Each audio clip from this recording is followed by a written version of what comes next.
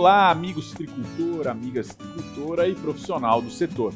Seja bem-vindo ao nosso Fundecitrus Podcast, podcast da citricultura brasileira. É muito bom ter você aqui conosco para mais uma conversa boa sobre o dia a dia do nosso setor, os desafios e as orientações sobre o manejo de pragas da citricultura.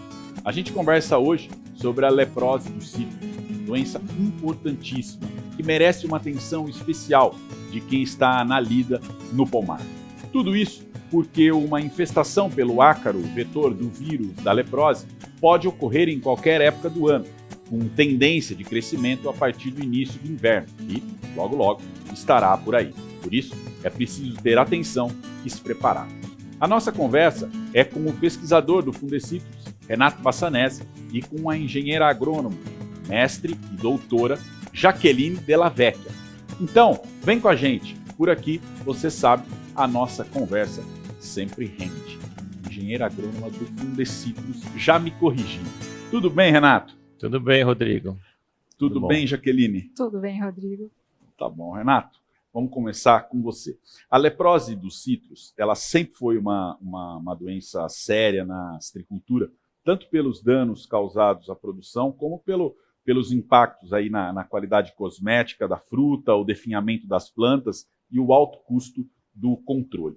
Por que o controle da leprose ele passa pelo controle do ácaro? Bom, a leprose ela é causada por um vírus, e esse vírus é exclusivamente transmitido pelo ácaro da leprose, cientificamente chamado de Brevipalpus ioterse. Então, abaixando a população desse ácaro, diminuindo a população do ácaro, a gente consegue evitar a disseminação desse vírus pelo pomar. E aí você acaba controlando a doença causada pelo vírus. Perfeitamente. E quais são os primeiros passos para o controle desse ácaro vetor? Então, o controle ele é quase que preventivo, né? Por ser um ácaro vetor, é quase preventivo. Então, o citricultor tem que saber qual é o momento para ele entrar com a aplicação de um acaricida para reduzir a população do ácaro. Tá. Para isso, ele vai ter que ter uma equipe bastante treinada para reconhecer o ácaro dentro do seu pomar, que a gente chama de pragueiros ou inspetores. Aí esses inspetores vão ter que fazer amostragens periódicas a cada 7 ou 14 dias no máximo, percorrendo, não precisa ser necessário em todas as plantas do pomar, mas percorrendo de uma maneira sistematizada, né, todo o talhão, né, e inspecionando em torno de 2% das plantas. Tá. Em cada planta, eles vão pegar aqueles frutos já acima de um tamanho de uma bolinha de ping-pong, acima de 2 centímetros, 3 centímetros de diâmetro, né? E esses frutos mais localizados internamente da planta ou no topo da planta e na lateral, que são as áreas com maior deficiência de pulverização, então você teria maior probabilidade de encontrar o ácaro nesses locais, tá? E aí ele vai selecionar de 3 a 5 frutos, né, mais internos, aqueles frutos mais desenvolvidos, mais temporões na planta, porque o ácaro se desenvolve mais nos frutos. E esse pragueiro, pegando de 3 a 5 frutos, ele vai percorrer com uma lupa de aumento de 10 vezes toda a superfície do fruto, buscando pela presença desse ácaro. Tá? Então, esse monitoramento é o primeiro passo, para ele determinar o momento de aplicação. E para isso, ele vai ter que ter uma equipe bastante treinada no reconhecimento desse ácaro. Do inseto.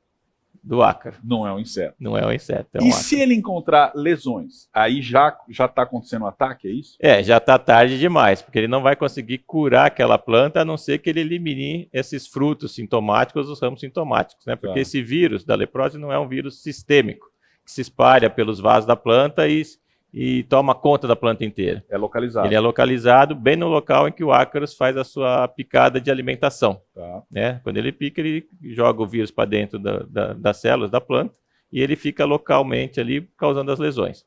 Então, uma maneira de curar uma planta doente com leprose é você eliminar esses ramos com sintomas ou os frutos com sintomas.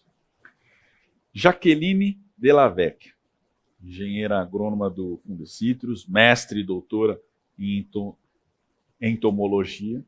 Seja bem-vinda, você está estreando o nosso Fundecitrus Podcast, não é isso? Isso mesmo, Rodrigo. Muito obrigado pelo convite. É um prazer estar aqui com você e com o Renato hoje para discutir sobre esse assunto tão importante. Ele é importante mesmo. Os agricultores relatam que tem aí seus prejuízos, então nós estamos aqui para ajudá-los. Eu vou perguntar para você o seguinte, a gente estava falando como que eu posso chamar, da identificação? Do monitoramento. Do monitoramento, muito bem. Então, durante o ano todo, cada monitoramento adequado deve ser realizado a cada 14 dias, durante o ano todo, por pragueiros, para a identificação de todas as fases do desenvolvimento do ácaro. É comum que haja confusão na hora de identificar aí com outros ácaros? É sim, Rodrigo, é muito comum, principalmente por aqueles inspetores que não estão habituados a identificar o ácaro da leprose, uma confusão principalmente com ácaros desfolhadores, ácaros da família Tetranychidae. Tá. E existem algumas características morfológicas e comportamentais que facilitam essa separação, essa distinção entre esses ácaros. Vou comentar alguma delas aqui com vocês. O tamanho e a coloração dos ácaros é uma das características que ajuda a separar. O ácaro da leprose, ele é pequeno, mede aproximadamente 0,3 milímetros, tem uma coloração marrom avermelhada. Já os ácaros desfolhadores, eles são visivelmente maiores do que o ácaro da leprose, medindo aproximadamente meio milímetro, e tem uma coloração mais esverdeada, podendo chegar um pouco avermelhada no caso do ácaro purpúreo. Uma outra característica é a coloração do ovo. O ovo do ácaro da leprose, ele é alaranjado e com um formato mais elíptico.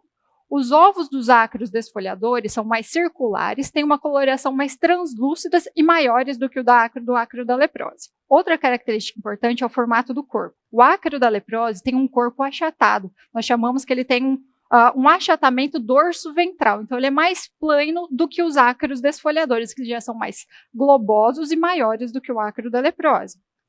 A distribuição desses ácaros da planta também facilita na identificação. O ácaro da leprose pode ser encontrado em folhas, fruto, folhas e ramos, principalmente em locais que proporcionam um abrigo para esses ácaros, que são locais que eles preferem para ovipositar, como o pedúnculo dos frutos, reentrâncias, danos provocados por fungos como a verrugose, danos provocados por outras pragas, bifurcação de ramos, ali são os locais que são mais facilmente encontrados o ácaro da leprose. Já os desfolhadores podem ser encontrados em toda a superfície, tanto de folhas quanto de frutos.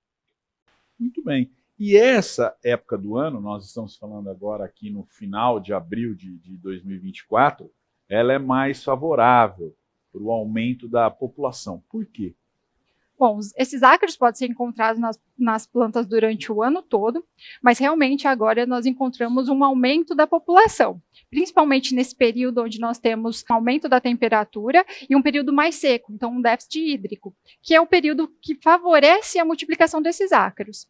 Em um estudo que foi realizado lá na Unesp de Jaboticabal, eles verificaram que as plantas que apresentavam déficit hídrico, então faltavam água num período de seca, a população dos ácaros nessas plantas era o dobro do que comparado àquelas plantas que estavam em uma condição normal para o desenvolvimento da planta.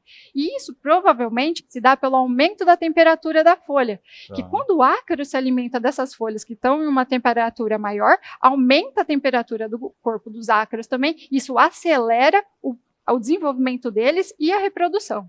Muito bem, a gente está falando da época. Em termos de ocorrência, existe alguma região, ele está no parque inteiro, existe alguma região que seja mais crítica? Como é que é isso? Esses ácaros podem ser encontrados em todo o cinturão citrícola, então eles têm uma ocorrência endêmica, mas principalmente na região norte nós verificamos um maior problema com esses ácaros devido a essa temperatura, essas condições climáticas que favorecem, então, essas temperaturas mais altas e períodos mais secos. Elas se expressam, essa temperatura, esse clima, esse tempo aí é mais comum nessa região, então favorece um pouco mais, vamos dizer assim. Correto. E um outro ponto, Rodrigo, acho que é importante, além do déficit hídrico e da temperatura, né, no desenvolvimento do ácaro, o crescimento dos frutos, que a partir dessa época que os frutos vão começar a crescer até chegar à maturação, o ácaro ele gosta muito do fruto, né, para se alimentar e se desenvolver. Então, durante o crescimento do fruto é que a gente vê também o crescimento da população do ácaro dentro dos pomares. Cresce o fruto, cresce a população. Exato. Jaqueline, em relação aos sintomas, eu vou mostrar aqui, esses aqui são alguns sintomas, depois no final a gente fala do manual. Em relação aos sintomas, eles costumam aparecer quanto tempo após a contaminação? Geralmente, Rodrigo, os sintomas demoram de 2 a 4 semanas para aparecer após a contaminação pelos ácaros, após a alimentação do ácaro. Então, 2 a 4 semanas após esse período, começam a aparecer os sintomas. Isso vai variar de acordo com a região, condições climáticas que favorecem ou não também a replicação do vírus na planta, no local onde o ácaro se alimentou. Rodrigo, você sabe que esse tempo para o aparecimento dos sintomas é um problema no campo também, quando a gente fala sobre o controle do ácaro. Por quê? Geralmente, o produtor após o monitoramento, ele encontra o ácaro e ele entra com a pulverização. Muitas vezes, os sintomas vão aparecer após a pulverização do acaricida. E o produtor assume que, encontrando os sintomas, o controle não foi efetivo. Mas, na verdade, essa contaminação pode ter ocorrido anterior à aplicação. O início do controle. Exato, antes do início do controle. Daí vem a importância do monitoramento, que foi o que o Renato comentou já no início da nossa conversa. Monitorar para identificar o momento correto da aplicação e também para conferir se as aplicações têm sido efetivas e o controle tem sido realizado com sucesso. Não, perfeito. O monitoramento é fundamental para ter o sucesso. Estava falando de sintoma, mostrei uma foto aqui, mas eu queria que você falasse um pouco dos sintomas, Renato. Bom, os sintomas, como eu disse, são sintomas localizados, então o vírus não se espalha sistemicamente pela planta, então no local em que o ácaro se alimenta é onde vai surgir os sintomas. Tá? Os sintomas podem ocorrer em folhas, frutos e ramos. Nas folhas, normalmente próximo às nervuras, que é um local de abrigo do ácaro, onde se prefere se alimentar, ali próximo às nervuras da folha, vai surgir uma lesão circular, clorótica, né, com tom amarelado. Tá? Essa lesão ela pode chegar até 3 centímetros de diâmetro, dependendo do tempo que ela vai conseguir crescer. E pode ter ou não o que a gente chama de anéis concêntricos de goma. Né? O que seriam? É tipo uma goma, assim, lesões necróticas amarronzadas, em forma de anéis no centro dessas lesões cloróticas amareladas. Tá? Isso aparece tanto na superfície de baixo como na superfície de cima da folha. Tá? Nos frutos, as lesões, no fruto verde, normalmente as lesões são também cloróticas, amareladas, circulares, pequenas, lisas, e à medida que esse fruto vai tendendo ao amadurecimento, as lesões vão ficando necróticas, amarronzadas, e podem se tornar deprimidas. Tá? Se as lesões estiverem próximas ao pedúnculo do fruto, vai causar queda prematura desse fruto. Nos ramos, quando o ramo ainda está verde, também as lesões surgem de maneira amarelada, e à medida que esse ramo vai suberificando, né, vai amadurecendo, essas lesões vão se tornando também necróticas e podem causar o que a gente chama de ruptura da casca ou escamação desse ramo. E se tiver várias lesões em volta desse ramo, você causa o anelamento do ramo, ou seja, não deixa passar a seiva pelo ramo e o ramo acaba secando. Então é muito comum ver numa planta severamente atacada com leprose, vários ramos secos, né? E aí as folhas também vão cair no chão e os frutos também chegam a cair. Então no fruto, além dessa perda estética, né?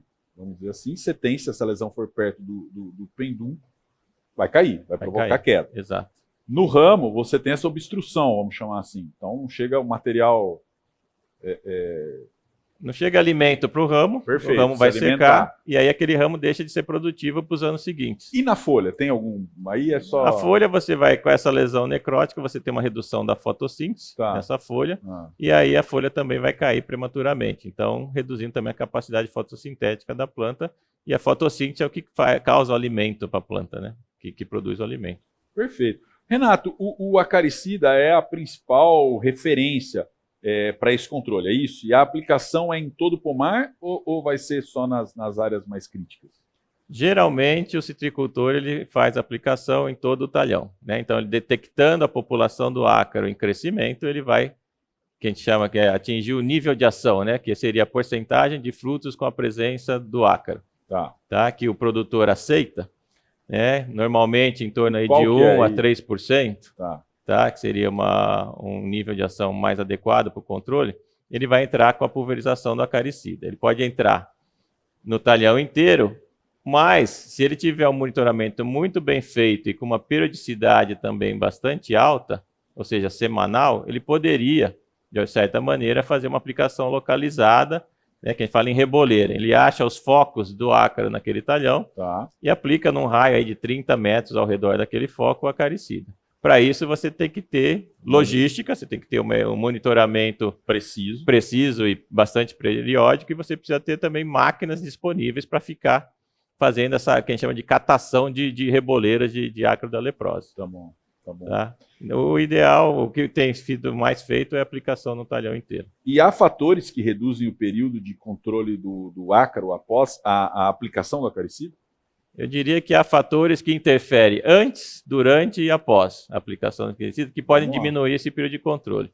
O antes está muito relacionado ao monitoramento. Então, se você não tiver um monitoramento com intervalo muito longo, um monitoramento em que eu avalio uma pequena porcentagem de amostra, poucas plantas, poucos frutos, ou seja, eu tenho um erro maior na estimativa do ácaro, e eu não consigo também atender a pulverização logo que eu consigo fazer a detecção daquele meu nível de ação, eu demoro, o meu pulverizador não está disponível, eu não tenho acaricida comprado, por exemplo, né, e eu demoro algumas semanas para pulverizar, esses fatores fazem com que eu, antes da pulverização, quando eu entrar com a pulverização da acaricida, a população do ácaro já esteja muito alta. Quanto maior essa população do ácaro no momento da aplicação, menor vai ser meu período de controle. Perfeito. Porque aquela aplicação ela tem uma eficiência de controle, tá? Que dificilmente chega a 100%. E aí aquela população do ácaro que sobra, ela vai depois se multiplicar e chegar rapidamente no nível de ação. Então esse seria o fator antes da pulverização, que é o momento da aplicação. É o gap que tem que identificar e agir. Exato. Tá? O segundo tem muito a ver com a tecnologia de aplicação e com o produto que eu estou utilizando. Então, se o meu pomar estiver muito alto, muito fechado, que dificulte uma pulverização de qualidade, que eu consiga ter uma cobertura acima de 40%, né, na parte interna da planta, e consiga ter uma cobertura também no topo da planta de uma maneira adequada, né, isso vai interferir no meu período de controle, porque se eu não tiver uma pulverização muito boa no topo da planta, o ácaro que tiver ali começa a se multiplicar e se espalha por toda a planta novamente muito mais rápido. Tá? Produtos. O produto ele vai ter que ser um produto eficiente, na dose adequada. Né? O volume de aplicação é importante. A gente tem visto que em torno de 150 mililitros por metro cúbico é um volume adequado para a pulverização para o ácaro da leprose, que permite essa cobertura interna.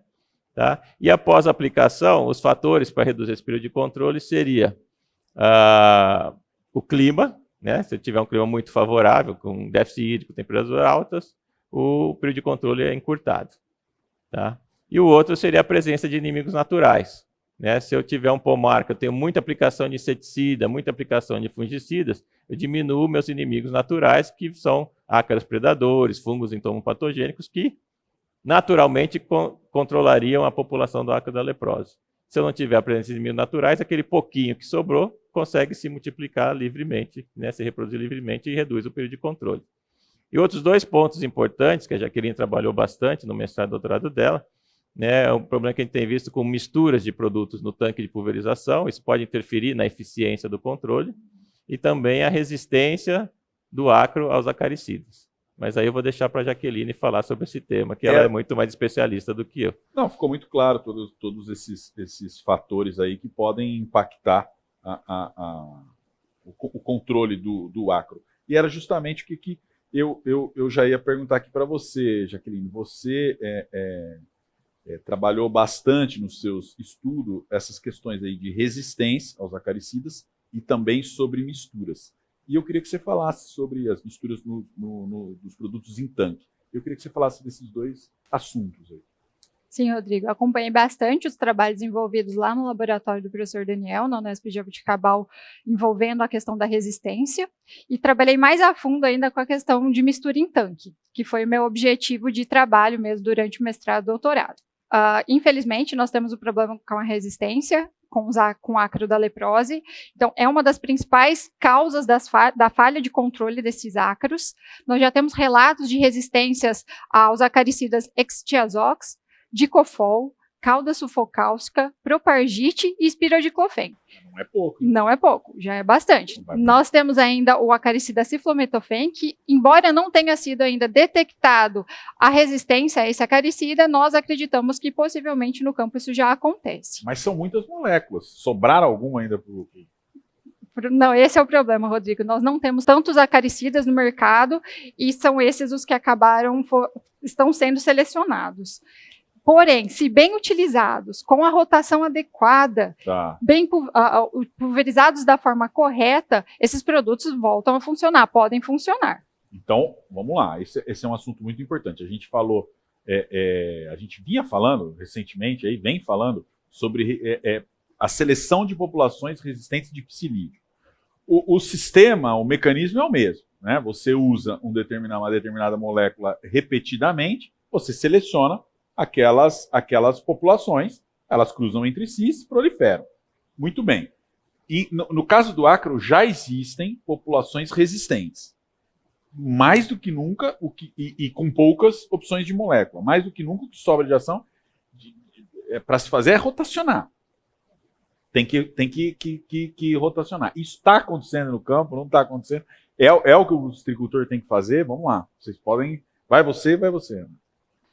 Sim, o citricultor já tem consciência desse problema da resistência, ele tenta ao máximo rotacionar, embora nós não tenhamos tantos acaricidas disponíveis no mercado. Tá. Rotação é fundamental, Rodrigo. É a base. É a base. Então, o ideal é que o produtor, no mesmo ano, na mesma safra, evite usar mais de uma vez o mesmo acaricida, tá? E sempre alternando, tá? Sempre rotacionando. Nunca aplicar o mesmo acaricida sequencialmente, um atrás do outro, né, nas aplicações. E essa rotação fazer o quê? Com 4 moléculas, por exemplo? A, B, C, D, A, B, C, D? Sim, a gente tem hoje, basicamente, tem 3 produtos mais utilizados, né? O ciflometofém, o espirodiclofém e o propagite. Tá. Na verdade, o propagite ele é aplicado em mistura com o exitiazox, né? Porque um é ovicida, o outro é só adulticida, então você precisa misturar os dois. Então a gente teria basicamente 3 produtos.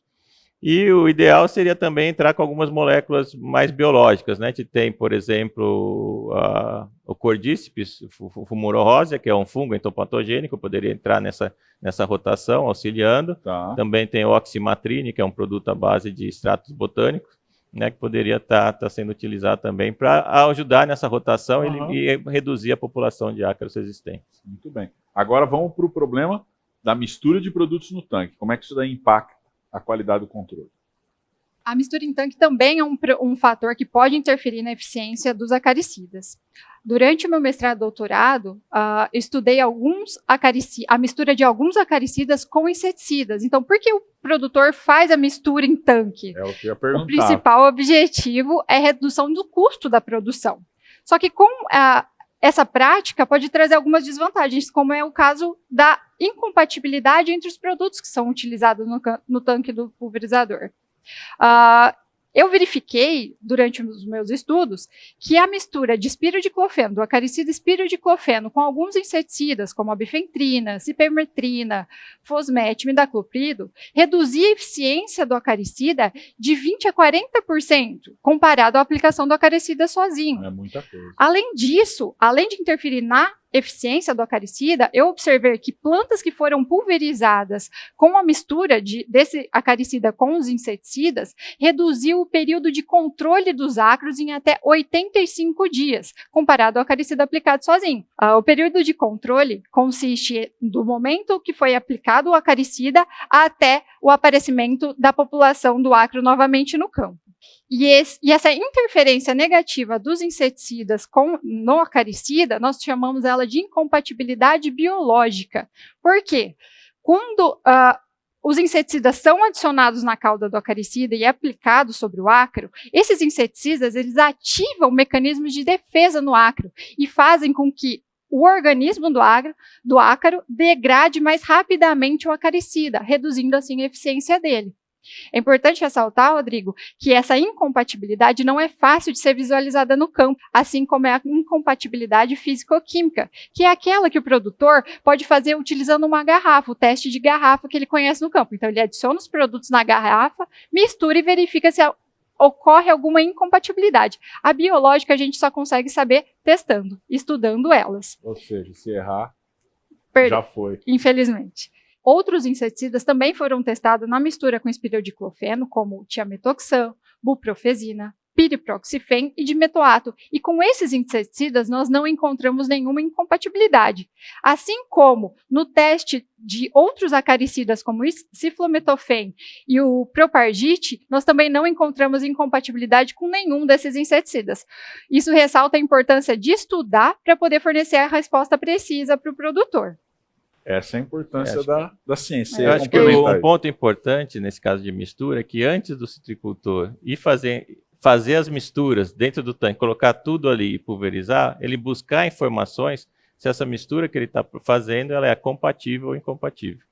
Né? Se não vai causar grumos dentro do tanque, se não vai entupir os bicos de pulverização, não vai causar muita espuma, e essa incompatibilidade biológica que a Jaqueline falou. Essa informação ele tem que buscar. E como que ele faz para buscar essa informação, Renato? Ele consulta que os nossos pesquisadores fundecitos, a gente tem, né, vários produtos, a gente tenta divulgar ao máximo essas incompatibilidades. Né? Então, ele sempre buscar essa informação com os agrônomos do Fundecitos, que estão informados sobre quais seriam essas incompatibilidades. Bom, já vi que nós temos uma pauta a fazer. Essa matéria é muito boa, de incompatibilidade. Recado dado? Recado dado, Rodrigo. Recado dado, Renato? Dado, mas eu ainda gostaria de complementar que, além do uso do acaricida, é importante o citricultor tentar reduzir a quantidade de vírus dentro do seu pomar.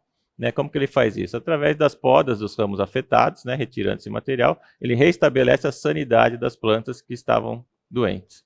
Então, é muito importante ele sempre reduzir a população de vírus dentro do pomar. Muito bem. Então, agora sim, recado dado por todos aqui. Eu quero agradecer a participação do pesquisador do Fundecitrus, Renato Bassanese, e da engenheira agrônoma do Fundecitrus, a Jaqueline Della Vecchia. Muito obrigado. Responsável aqui pela região central do estado de São Paulo. Hoje a gente fica por aqui. Você acompanha o nosso podcast também pelas plataformas de áudio. É só buscar por Fundecitrus Podcast. Curta e compartilhe sempre. Aqui pelo YouTube, você pode se inscrever no canal e clicar no sininho para receber uma notificação sempre que um novo vídeo for postado aqui no canal. O mesmo vale para as plataformas de áudio. Acompanhe também as nossas redes sociais para ficar sempre muito bem informado. A gente se vê. Até mais!